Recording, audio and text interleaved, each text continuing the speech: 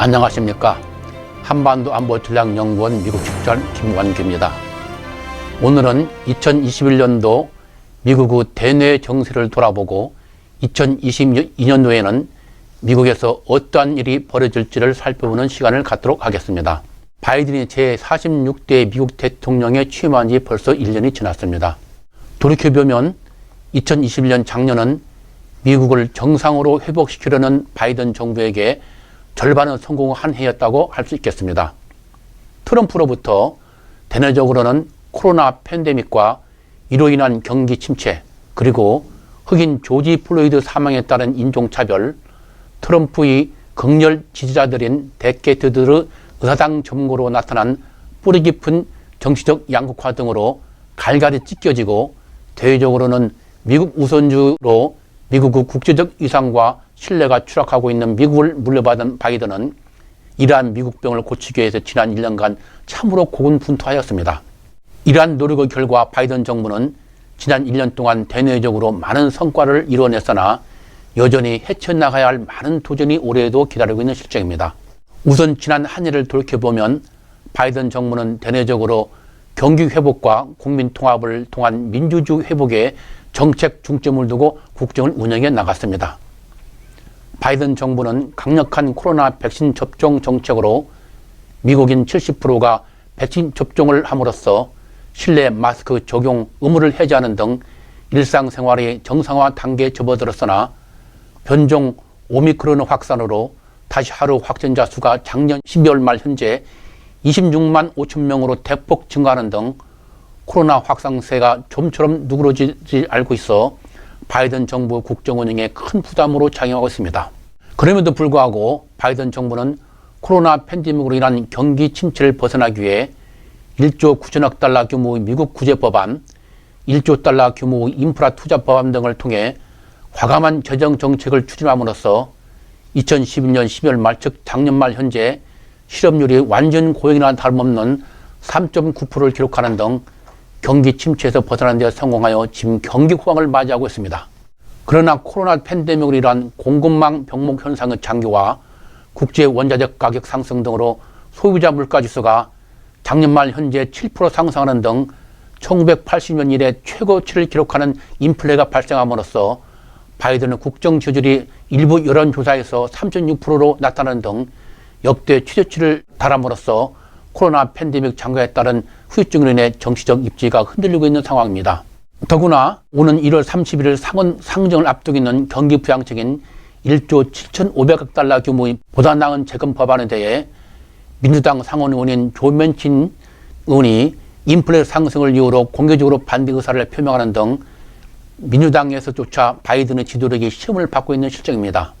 또한 바이든 대통령은 피부 색깔을 뛰어넘는 과감한 인재 발탁으로 인종차별 문제를 해결하는 등 성과를 거두면서 이를 배경으로 데캐트들의 의사당 난입 사태에 대한 진상규명위원회를 조성하여 조사를 진행하는 등 분열과 대립으로 얼룩진 미국의 민주주의 정상화를 지속 시도하고 있으나 공화당의 비협조와 백인 노동자들의 기득권층에 대한 분노를 바탕으로 한 트럼피즘이 여전히 존재하고 있는 데다 트럼프 지속적인 분열 선동으로 국민 통합이 쉽사리 되지 않는 등 미국의 균열이 지속되고 있는 실정입니다. 대외적으로는 대통령 취임사에서 언급한 것처럼 세계 무대에서 지도국가로서의 이상을 회복하여 새로운 미국의 세계를 실현한다는 것을 목표로 설정하고 이를 실현하기 위해 외교 역량을 집중해 나갔습니다.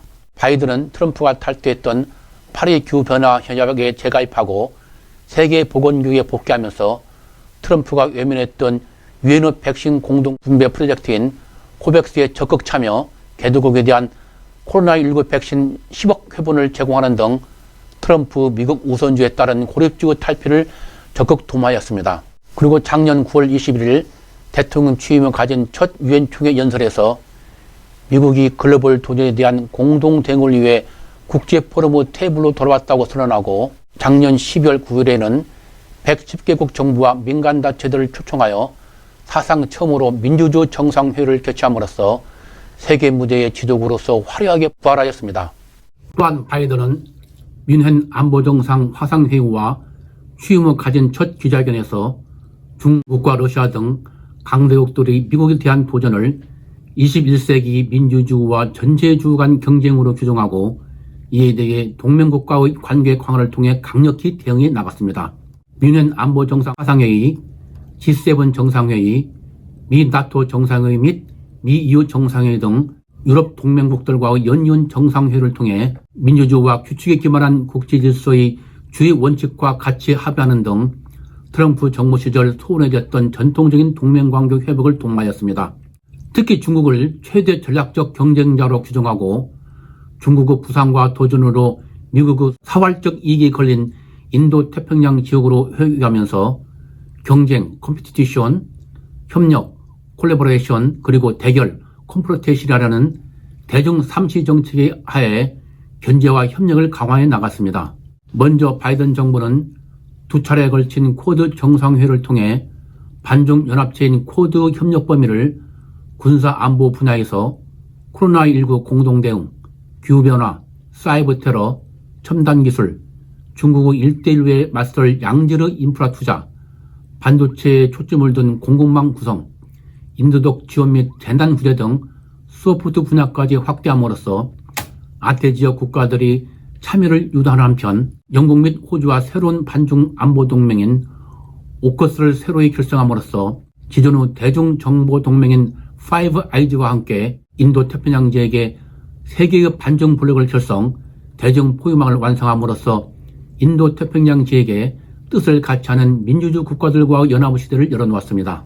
이와 같이 중국을 견제해 나가면서도 바이든 정부는 작년 11월 10일 유엔 기후변화협약 당사국 총회를 계기로 중국과 파리 기후변화협약 목표 달성에 함께 노력하기로 합의하고 2020년대 기후 대응 강화에 관한 미중 클래스 공동선을 채택하는 등 인류 공통의 위기인 기후변화에 대한 협력을 추구해 나갔습니다.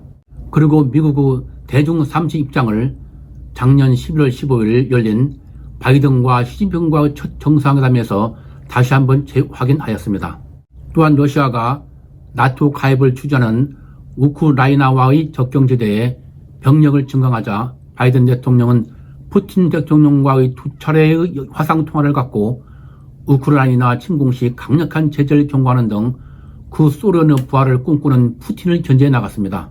이와 같이 바이든은 트럼프로 인해 추락한 세계 질서 지도국으로서의 미국 위상을 회복해 나갔으나 아프간전 참전 동맹국들과 사전 협의도 없이 아프간에서 완전 철수하고 오코스 결성 과정에서도 프랑스와의 어떠한 사전 협의도 없이 호주에 핵 잠수함 기술을 제공하여 프랑스와 호주 간 디젤 잠수함 건조 계약을 파기시킴으로써 국제사회 내 바이든식 미국 우선주라는 비난을 야기하는 등 미국의 신뢰 회복에 큰 타격을 주는 결과를 초래하였습니다. 이에 따라 또다시 미국에 대한 동맹국들의 신뢰에 먹구름이 뒤르고 있어 이를 해결할 과제를 바이든은 지금 떠안고 있습니다. 올해 2020년에는 이러한 국내의 도전들이 더욱 거세질 것으로 전망되고 있습니다. 먼저 대내적으로는 올 가을 11월 중간선거가 국내의 최대 정치 이슈로 떠오르면서 민주당과 공화당과 정쟁이 가열되고 정치적 양극화가 심화될 것으로 보입니다. 그동안 바이든은 국민 통합을 위해 전임 대통령인 트럼프를 직접 공격하는 것을 삼가왔습니다. 그러나 지난 2020년 대선이 사기극이었다는 트럼프 지속적인 가짜뉴스 전파와 선동에 공화당 지지자들이 속아 넘어가면서 여러 여론조사에서 나타난 것처럼 트럼프 공화당 장악력이 되살아나고 있는 데다 텍사스, 조지아, 플로리다 등 공화당의 주 우회를 장악한 19개 주에서 부정투표 방지를 명분으로 민주당의 우호적인 이미자 등의 투표권을 제한하는 방향으로 선거법을 개정하자 올해 11월 중간선거에서 불리한 입장에 몰릴 수 있다고 생각한 민주당 의원들이 바이든에게 트럼프를 공개해 줄 것을 계속 요구해 왔습니다.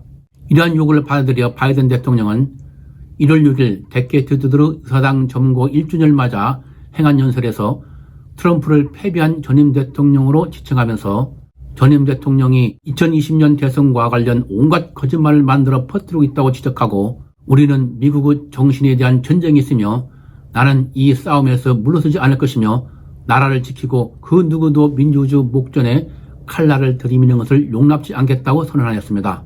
이에 대해 트럼프는 1월 6일 성명 발표를 통해 여전히 2020년 대선이 조작되었다고 주장하면서 아프간 철수, 코로나 확산 지속, 치솟는 인플레, 중남미 이민 수용 국경 문제 등 바이든이 한 일마다 실패하는 무능을 드러내고 있다고 맹비난하였습니다. 게다가 공화당 상원 의원인 테드 크루즈 의원이 1월 4일 오는 11월 중간선거에서 공화당이 승리해 하원의 과반을 차지하면 바이든 대통령의 탄핵을 추진할 수 있다고 언급함으로써 양 진영 간 대결이 갈수록 치열해지고 있는 상황입니다. 이에 따라 미국 사회 분열은 더욱 심화될 것이며 11월 중간선거 승리와 2024년 대선 승리를 위해 바이든은 경기 호황 지속 및 인플레 억제를 통해 국민들의 지지를 확보하기 위해 보다 나은 재건 법안의 상원 통과와 금리 인상 등 경제정책 조정과 함께 공화당의 선거법 개정에 맞서 이민자 등의 투표권을 보장하는 선거법 제정에 정치력을 집중해 나갈 것으로 보입니다. 또한 바이든은 데캐트들의 의사당 난입 사태에 대한 진상규명을 통해 트럼프 가짜뉴스의 허위성을 밝힘으로써 국민 통합을 도모하는 한편 데캐트들의 의사당 난입 사태 예방 실패가 정보기관 간 정보 공유 및 국내 정보 역량 부족에 기인한다는 내부 조사의 결론과 대책 마련이 필요하다는 건의에 따라 정보기관의 국내 정보 활동 강화와 함께 백악관 국가안보위원회 주관하에 FBI, 국토안보부, 법집행기관 등 관계기관 대책계획 개최를 통해 정치적 양극화에 따른 유사사태 재발 및 테러 등 극우 세력의 준동 가능성 사전 차단에도 매진해 나갈 것으로 보입니다. 대외적으로는 기후변화, 코로나19 퇴치, 글로벌 공동문제 해결을 위한 각종 국제회의를 주도해 나가는 등 세계 지도국으로서의 이상을 지속 강화해 나가는 가운데 중국과 러시아의 도전에도 기존의 대응체제를 더욱 강화해 나가면서 새로운 견제 체제를 적극 구축해 나갈 것으로 예상됩니다. 특히 중국에 대해서는 반정 블록인 쿼드, 오커스, 파이브 아이즈 등의 우방 및 동맹국들의 가입을 통한 확대 강화를 적극 도모하면서 인도태평양 경제 프레임워크 등 중국 의존의 공급망을 동맹국 중심으로 재편하기 위한 반중경제 동맹체 창설 등을 통해 정치외교, 군사안보, 경제 등 전 방위적인 대중 압박을 더욱 강화해 나갈 것으로 전망됩니다. 또한 첨단 기술이 향후 군사안보와 경제력 경쟁의 승패를 좌우하는 핵심 요인으로 작용한다는 점에서 동맹국들과 연합을 통해 첨단 기술 수출을 규제하는 수출관리 인권 이니시티브를 적극 추진해 나갈 것으로 전망됩니다. 특히 국가정보장실이 중국에 절대 넘어가서는 안 될 핵심 기술로서 인공지능, 양자 컴퓨터, 생명과학, 반도체, 자율 시스템 등 5개 기술을 지적했다는 점에서 국가정보국을 중심으로 기술 보완을 강화해 나갈 것으로 보입니다.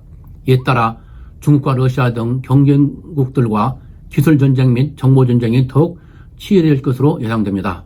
또한 러시아의 구소련권에 대한 영향력 확대 추진에 대해서도 나토 등 유럽 동맹국들과의 연합을 통해 견제를 강화해 나갈 것으로 전망됩니다. 이와 아울러 민주주의 연합을 통한 대중러 견제에 동참하지 않는 동맹국들에게는 각종 우대 조치에서 차별 대우하고 배제하는 동맹의 서열화를 적극 추진해 나갈 것이 확실시 되고 있습니다. 한반도와 관련해서는 북한에 대해 관여한다는 원칙적 입장을 견지하면서도 북한의 비핵화 등 태도 변화가 없는 한 기존의 대북제재 완화 및 종전선언 추진 등을 자제하면서 북한의 극초음속 미사일 시험 발사 등 각종 도발에 대해서는 독자 제재는 물론 유엔 차원의 제재를 모색하는 한편 북한을 지원한 국가들에 대해서는 세컨더리 보이콧 등을 통해 견제하는 등 대북 압박을 강화해 나갈 것으로 전망됩니다. 결론적으로 2020년 새해에도 바이든 정부는 지난 1년간 경험을 바탕으로 11월 중간선거 승리를 위해 국내적으로는 국민 통합 및 경제 정책을 조정하면서 대외적으로는 국민들의 반중 정서를 감안 중국의 도전으로 흔들리고 있는 세계 질서 지도국으로서 이상을 확고히 하면서 자유민주주의 연합을 통한 중러의 도전에 더욱 강경하게 대응해 나갈 것으로 보입니다. 이러한 미국 정세에 대응하여 우리에게 미칠 파급 영향을 예우주시하면서 우리 국익을 극대화할 수 있는 전략을 마련해 나가야 할 것입니다. 오늘은 2021년도 미국 정세를 회고하고 2020년도 정세를 전망해 보았습니다. 그동안 개인적인 사정으로 여러분을 자주 찾아뵙지 못했는데 앞으로는 여러분이 궁금해하시는 국제정세 문제를 가지고 여러분들 자주 찾아뵙도록 하겠습니다. 시청해주셔서 감사합니다.